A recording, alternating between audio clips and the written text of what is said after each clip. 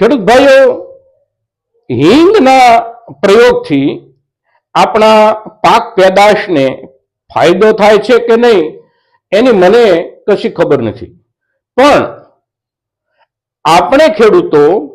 હિંગના નામથી જે વસ્તુ બજારમાંથી ખરીદી અને લાવીએ છીએ એ હિંગ છે કે નહીં એના વિશેની સંપૂર્ણ માહિતી સાથેનો એક વિડીયો અમારી ચેનલ એગ્રીટેક વિથ ગોપાણી પર મેં અપલોડ કરેલો છે અને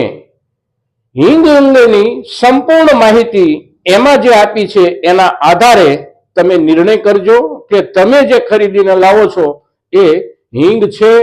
કે કેમ.